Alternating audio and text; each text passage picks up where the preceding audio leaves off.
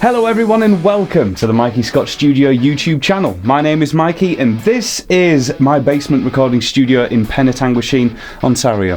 Today I'm joined by the very talented Desroches from his solo project Scorched Violets. Very grateful to have you in today for an interview. Thank you for coming. Thanks for the invite. Yeah, absolutely. So I'd like to ask, where did Scorched Violets begin to you? What got you writing music under that name? It started in my bedroom, really. As most wonderful things do begin. Well, and some wonderful things end. Mm-hmm. Particularly your bedroom. Particularly my bedroom. Wow. We do not know each other that well. No, we don't. It's something that it actually spawned from an ex of mine. Mm-hmm.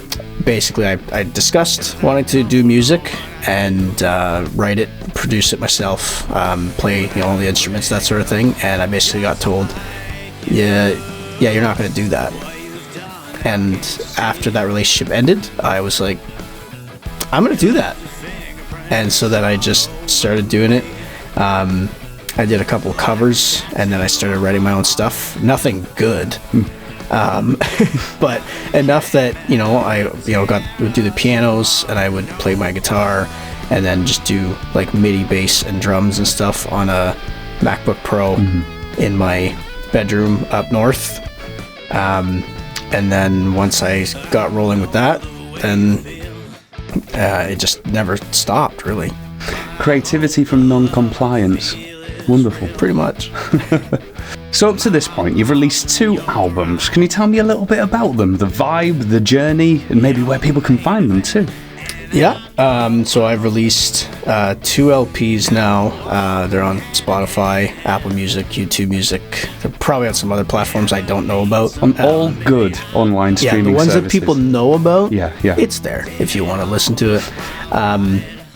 I don't know, the vibe of them is just kind of whatever the song needs to feel like. I don't like to categorize my music as one specific genre because I find that it kind of mixes, I do have inspiration from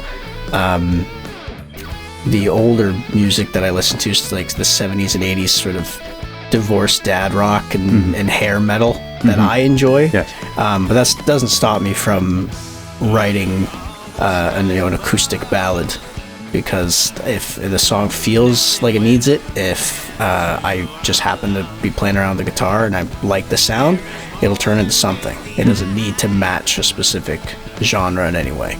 Just what it needs to be is what it is. Yeah. I just want it to flow naturally. I don't want it to take something that when I write it, it's a ballad, and then I have to try and make it fast and upbeat. If it doesn't call for it, I'm not going to push it for that. What I do think is quite interesting is you can do a ballad and then you can do a heavy rock song, but every time you'd know it was you, not just with the tone of your voice, but you'd know it was your song. So you have got your stamp on things, even though you can vary genres as much as you want. Yeah, I like the fact that I feel like I have a bit of a signature feel, maybe. I don't know what it is, but you do. Yeah, neither do I. I haven't figured it out yet. I just know it's there. Well, listen to the albums on all good online streaming services and tell us what you think. What kind of vibe have we got with this plethora of genres? And if you hate it, tell me anyway. Yeah, please. If you absolutely love it, great, let me know. If you hate it, also let me know. So, as you sup on tea, which songs from the albums would you say stand out the most to you? Which ones do you enjoy the most? The ones that I enjoy the most. Man. Pretty Deadly. That's a great one. From Saturday Morning Cartoons. I'm going to play that one now. Good cue. Yeah, that one I really, really enjoy doing. It does have a bit of a special place for undisclosed reasons. because if that relationship tanks, then I don't want to talk about it anymore. But as of right now, it does hold a good spot in my heart, because of the context of it, and it sounds. I know with the most recent album, a lot of people like the title track of Cinderella, but I really put that one in a secondary position to One Lonely Drink.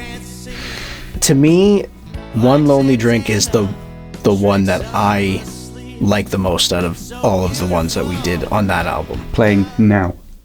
And and it's the ending, I think. It's the little like ad-lib bit. It's I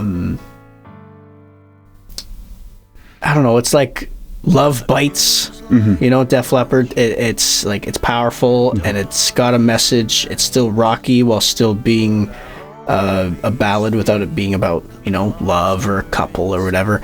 And really the story behind it's, I don't know if I want to say sad, but I was sitting at the piano one day wanting to write, and I was like, what do I write about? And I just happened to be having a drink, and it was sitting on the piano, and I was just looking at it, and I thought, a song about a drink. And I was like, and there's tons of songs about that, but a lot of the time it's people, what's that song there? One bourbon, one scotch, one beer. Like, it's a little more jovial. Yeah, well, certainly. I wasn't going for that at all. I was going for like, it's kind of sad that I'm sitting here by myself having a drink. It's a unique flavor. Yeah. Like, and not just because of the drink I was drinking. A Cosmo. I don't drink Cosmos. Don't. You drank a Cosmo. It's now out there. It's now on the internet. It was probably a mixed drink of some kind in a can. But yeah, like, it was almost sad to think about, but then in that moment, the thought I had, it was inspirational. And within 30 minutes, all of a sudden I had a melody and all the lyrics, and I was like, well, that worked. Amazing. Yeah. Great tune. You work full-time in a correctional facility. How do you balance creativity and your job? Night shift. Fair enough. That'll do it. Yeah, I find that a lot of the stuff that I've written ends up being written at like 3 a.m.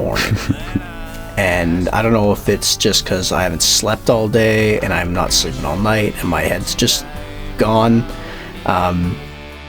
But that's typically where my kind of downtime comes in, between having to do, this or that at my job. I might find myself humming away, and then, that sounds okay, and I'll write something down, or if I think of some words, I got my notes app and I'm filling out whatever, to then come back to with a fresher mind after at least 8 to 9 hours of sleep. But other than that, like, I gotta work that hard to then fund my passion, which is doesn't make me sound too expensive. At a reasonable cost. Right? I would say so. Okay. Yeah. Yeah, it's that's all I'm doing. I'm using this job to then fund things that I want to do, which is music.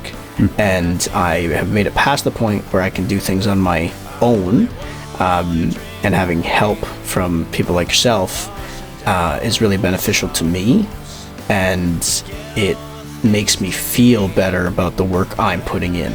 Whereas I think if I'd continued on the path of just doing it myself, I probably would have given up by now, because I would have hit the wall and gone, that's as good as I'm ever going to get. Stop it there. Well, I'm very glad you found the ability to continue. So am I. Yeah. because I would have just been one more person who gave it a shot and then just gave up. And I don't like that. No. I like the fact that I've given it a shot, and even though it makes me $0, it makes me feel good. That's valuable. Yeah, incredibly valuable. I think my well-being is more valuable than really anybody else's. Don't tell my girlfriend I said that. You can only be your best for others if you are the best for yourself. Correct. There are some wisdom from the Mikey Scott Studio YouTube channel. You're now working on a project making Canadian artists' covers. What inspired that project, and what can people expect from it?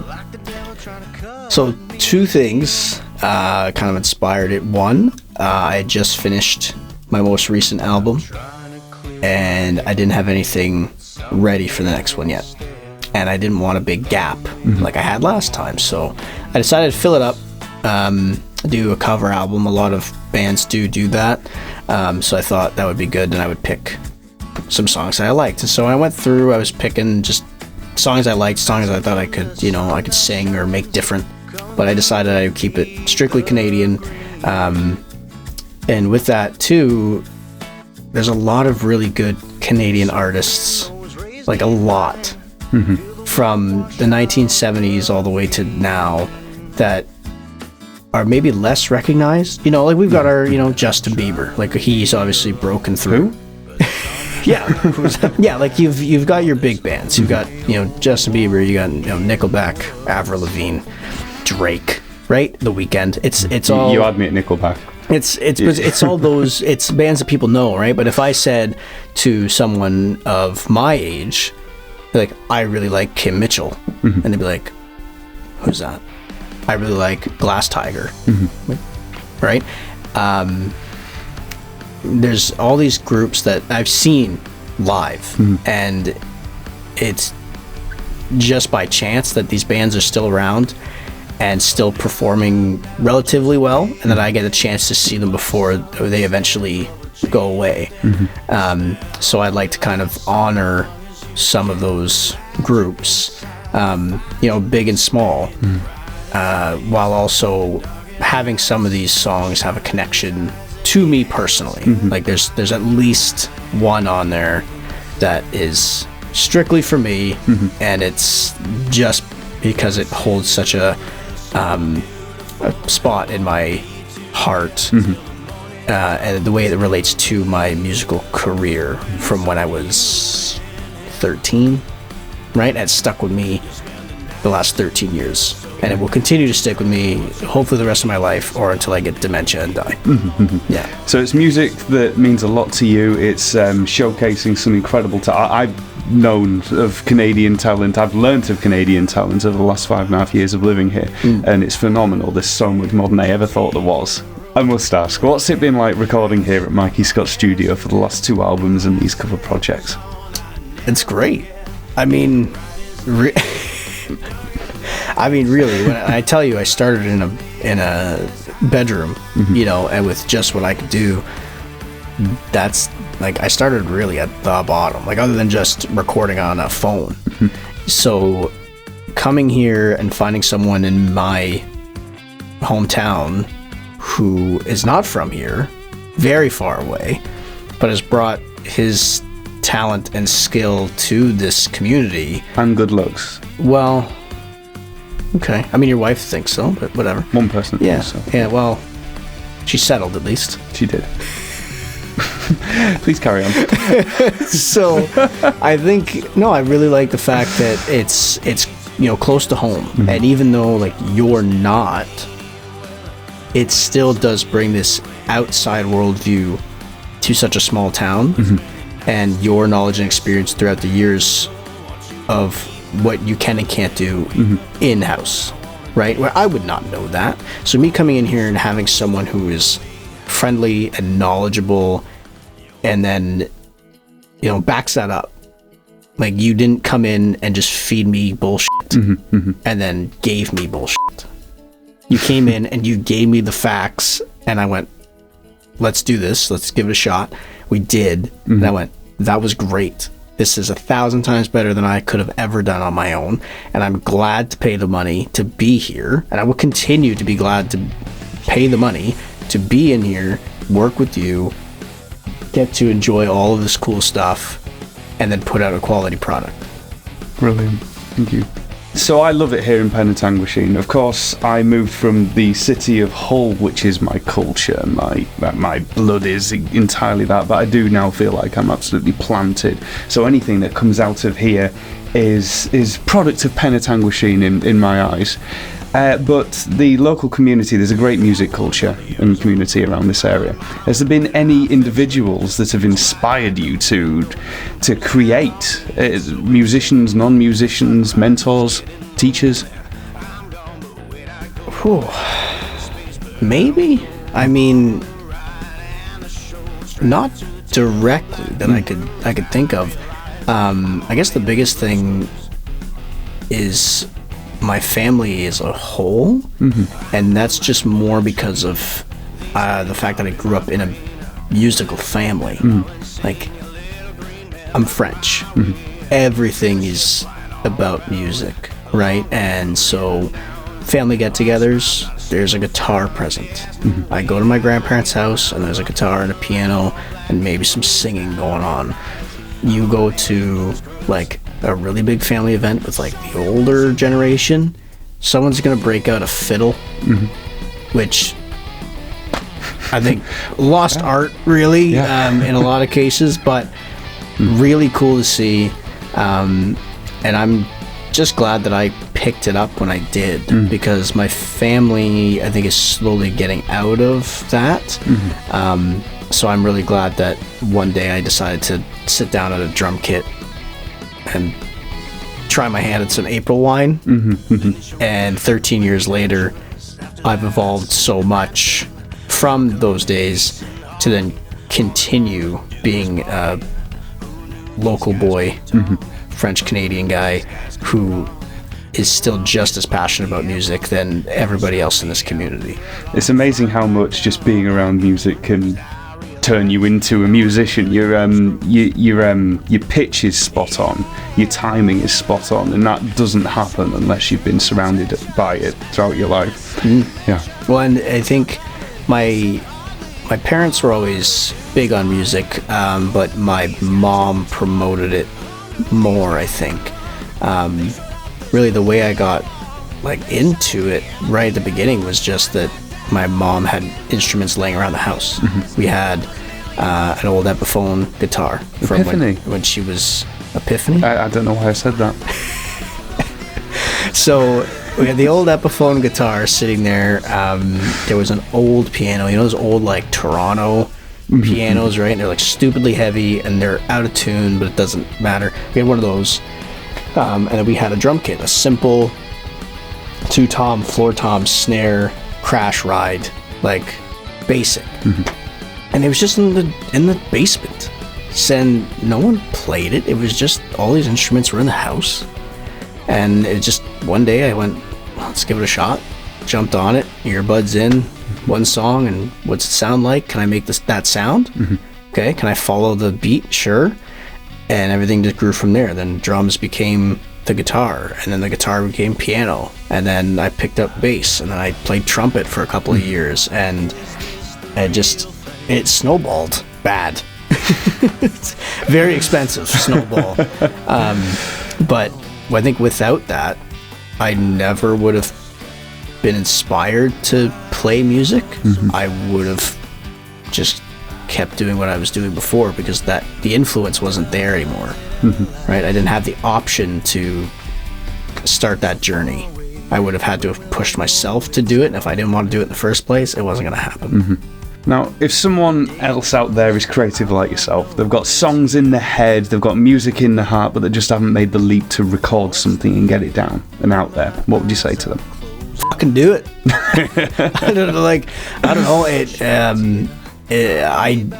I felt that way, and it did take a traumatic moment in my life for me to really decide to do it, because it was kind of like a fuck you to the people who thought I wouldn't do it. And so I think you're better off to just go for it. And maybe it sucks. Maybe you do it and it sucks. And it doesn't matter, because you tried. Right? And if you're proud of it, who cares? Exactly. So I don't care if people, they listen to my stuff and they're like, nah, wasn't really for me. Okay. But did I walk out of the studio that day and I like it? Great. I wonder how many people have made a song for the first time and it just be artistic gold. Never. Well, Yeah, you got to wade through you got to learn, you got to get there, and then, but you don't do it unless you actually put it out there and put yourself out there, give yourself that confidence to improve and get there. you just need one, right? And unless you're going to take that leap and give it a shot, no one's ever going to know that you Absolutely. even exist, right? I am perfectly content with this musical journey being exactly where it is now. I make no money. I get no royalties from anybody. I don't get any phone calls or emails about promotional stuff. It doesn't matter. Because at the end of the day, I know that I'm proud of what I've done. I know that my family is proud of what I've done. I know that my girlfriend is proud of what I've done. Like, it doesn't have to be good for everybody. It doesn't have to make me a star. I just wanted something that was good for me. And at the end of the day, if I've done that, then who gives a shit what other people think? Well, Joel, thank you so much for coming in and doing an interview with me today. Please listen to Scorched Violets music. All the links to the albums are in the description, and his social media, Instagram, is on the screen as we speak right now, either there or there or there. I don't know. It's somewhere. I'm going to decide where when I'm editing. Also, my social media is on the screen now, as you will see, so please give me a like on YouTube, subscribe, follow my social medias, and share this guy's music, because it's fantastic. I'm really proud of the work we've done. He's a fantastic songwriter. We're both very proud of what we've done. Yeah, very proud indeed. Thank you, sir. Thank I'll you. see you soon. Thank you for watching. Toodaloo.